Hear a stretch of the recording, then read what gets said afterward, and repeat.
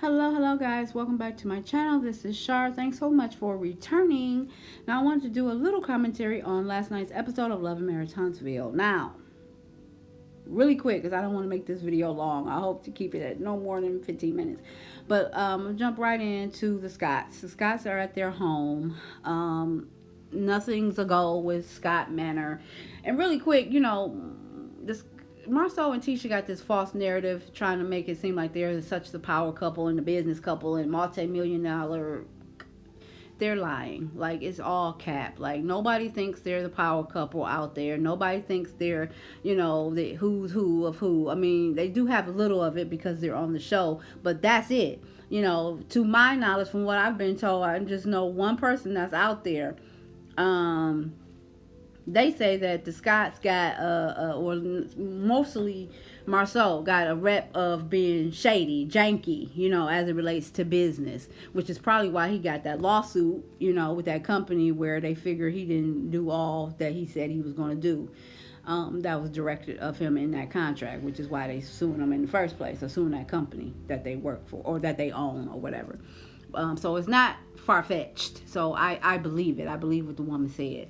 But yeah, so they want people to believe that they are millionaires or whatever, and they're not. They started that little fake foundation that only generated $100, which they probably put the $100 in.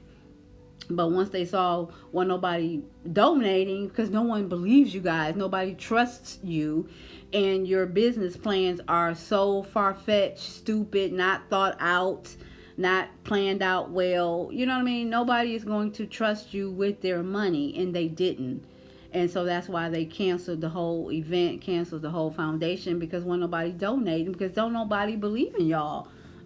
You knew you was going to use that money to line your own pockets, to line your own bank account, so you can probably start doing something on that damn corroded ass land y'all got called Scott Manor, that y'all don't have no money to continue to build or work on, which is why they go to the land every so often. They bring the camera crew and they just sit there and dream and talk about what could be, but they know, and it probably ain't gonna never could be, because they ain't gonna never have the money. I don't guess. Anything can happen, but right now they certainly don't have none.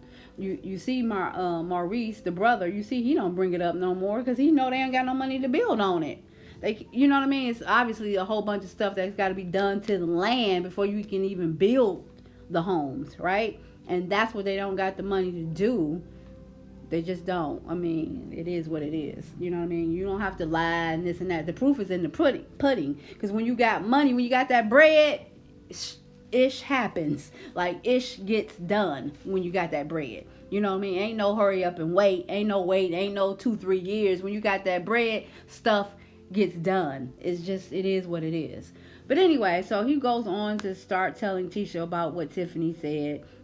And, LaTisha starts bouncing. She starts to bounce when she talks with that hand. And she just doesn't know how to read a room. Which she doesn't. She doesn't know how to read the room.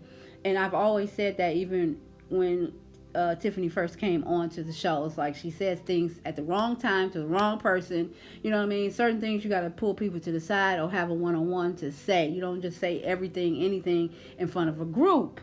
Right? She insulted Destiny. She insulted Kimmy with the whole monster thing, and so here again she's insulting Sheree. Like, I didn't have a problem with nothing she said to Sheree, besides the fact that you think your stuff is so good, that's what's gonna keep them, and that was even cool. But it's probably a different way she could have said it. And she could say it that way, but, don't have a problem when somebody come back and want to check off on you when you say it that way. Even though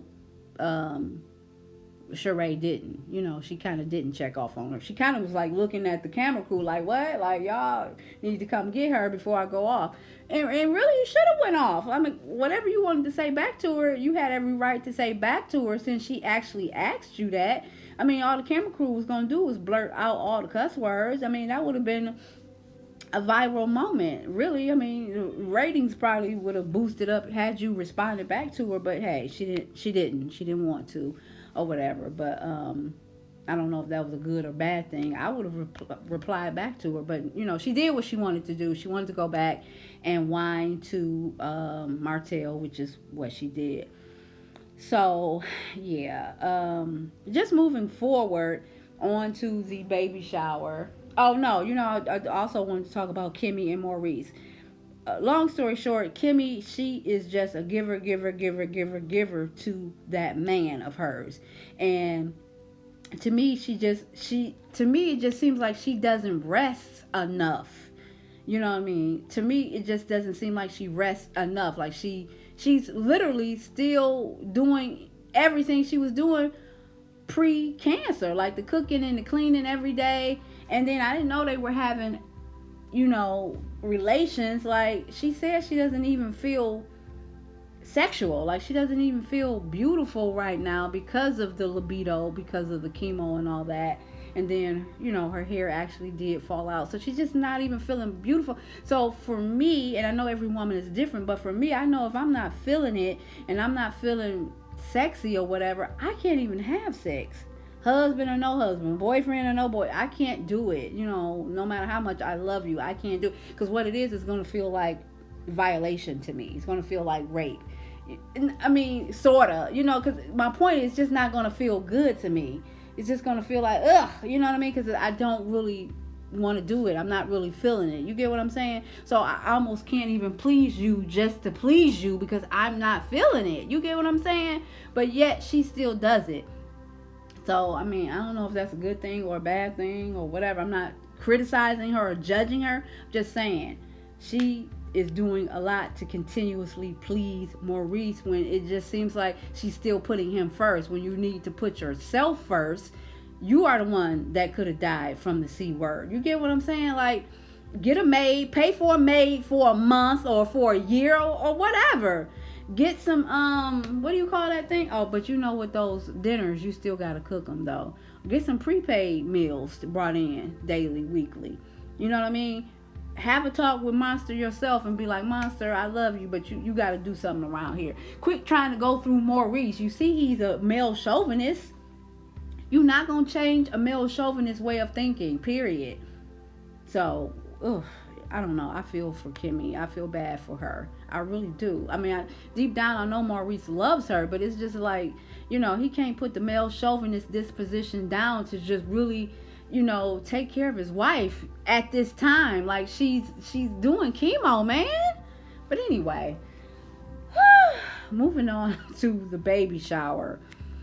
Long story short, Mel gets there. She does her greeting with Tiffany, takes a few pictures with her, comes over to the table, has a seat. Immediately, Tisha comes and says, bouncing like she always does, Mel, we were having a discussion before you came in, and we didn't want to have it behind your back and make you feel uncomfortable. We were talking about what Tiffany said to Sheree about Marcel. Did she think that her stuff was so good that he wouldn't cheat on her? It's like, oh God. Mel had said, like, there's nothing y'all can say to me or bring up to me that's gonna make me feel uncomfortable, but yet it actually did. Like, she was in awe. She was outdone. Like, is this the question for real? Like, really? So she was like, of course, deuces, I'm not even about to entertain this. I'm about to go get my plate, make my plate. Hey, Marceau, you want this seat? You can have it, whatever, I'm gone. I mean, and I don't blame her. I mean, Mel is just one of those women who's just, she's not going there with you. She's just not. Like, she's just not. Which, most women gonna go there with you, have some words, say this, say that, say something smart or whatever, but she just choose not to. It's not many women like that, but she really can control her anger and her emotions, which that is something to be proud of, because, a lot of women gonna go off. And here it is, Tisha was like, see? It's like, I cannot stand Tisha. She's the one with the dark heart. She hates Mel. She hated that Mel said years ago, you need to put them kids with a babysitter and roll up to the bar and see what your husband is doing. point blank in the period. And she said it on national TV on that show, made her feel bad, made her embarrassed. She told the world about it, right? And so she ain't gonna never lay that down. She, she's never gonna get over it. And because of that, she's always gonna try to make Mel look bad and feel bad every chance she gets. And she's owning up to her end, because she definitely tries at every point to do that, right? So it made her feel good that she does feel uncomfortable, and she got up and left while she's talking about something. See? So anyway, the guys went outside, and Martell, and Big Lou discussed.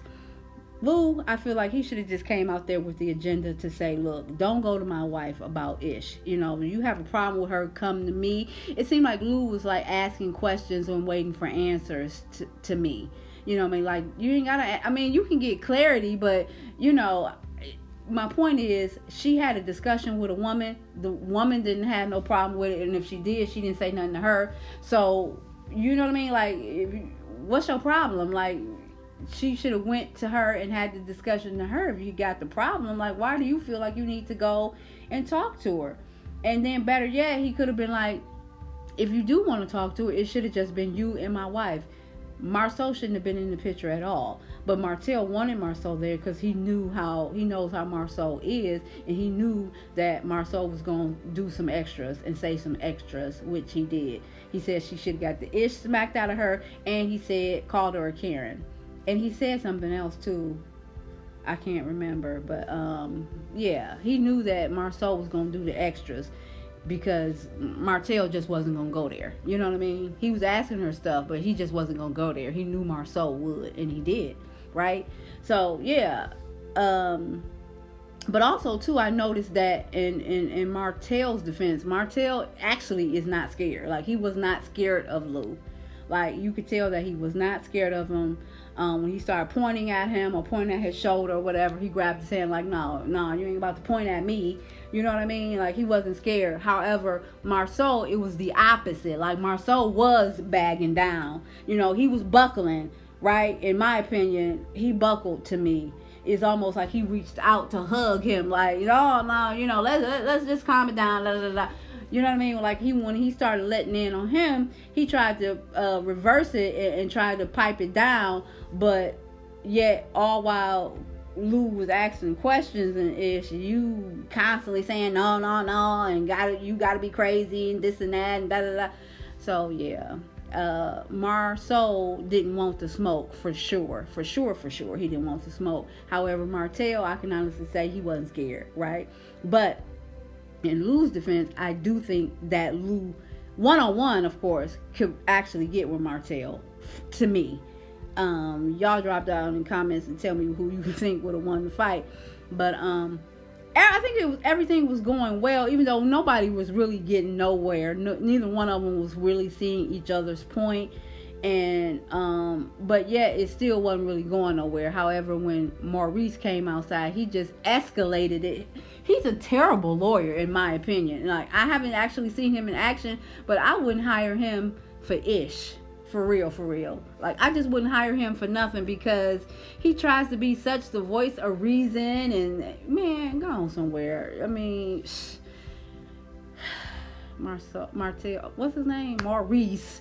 He irritates me. He just does. And it escalated slightly when he came out there. So if you was gonna come out there to make sure don't nothing jump off, you should have just kept your mouth closed, let the three of them continue on, and jump in if you saw it was getting heated. But he tried to come in and be the voice, yet 3-on-1, and be a third voice of reason for what?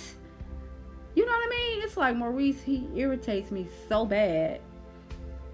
Anyway, but yeah, so after that, no resolve, but they did all shake hands and hug it out, whatever, fine. After that, he goes in, he sees that Tiffany is tripping, like she's having a moment. She says that she literally said that she could not see, like she was seeing black. She said that she was dizzy, right? She told him to cut the lights off in the room that she was in. I'm saying to myself, oh my God, like, is she playing? Is she joking? Or is she actually having a moment where she's having pre-eclampsia? But I'm like, preeclampsia doesn't come out of nowhere, I don't think. Like, it just doesn't happen. But, you know, I'm not a doctor, so it could.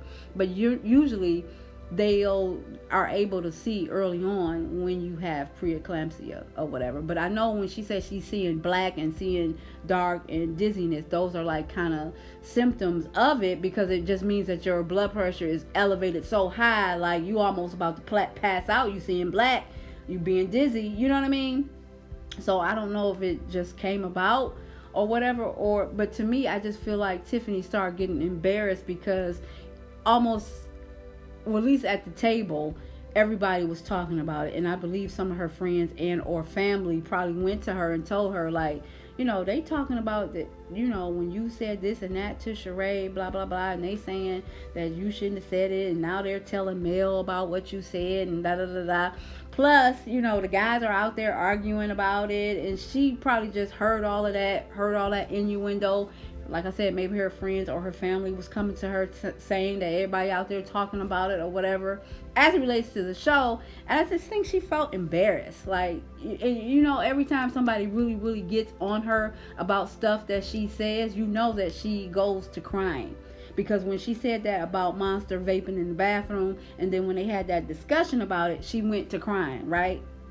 So it's almost like you can dish it, Tiffany, but you can't take the heat when they come on you about stuff that you say. So you need to be mindful of that and stop talking mess and bringing stuff up to people. But so that's what I think. You guys drop down in the comments if you really think she actually got sick. And I guess we'll see next week what it actually resulted in.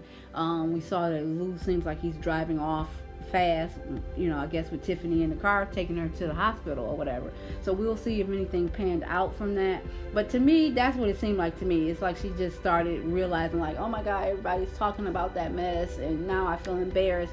So, you know, I don't know. But you guys drop down in the comments, tell me what you think. Please like, comment, and subscribe. Hit your notifications, and I'll be back on the next one. Ciao.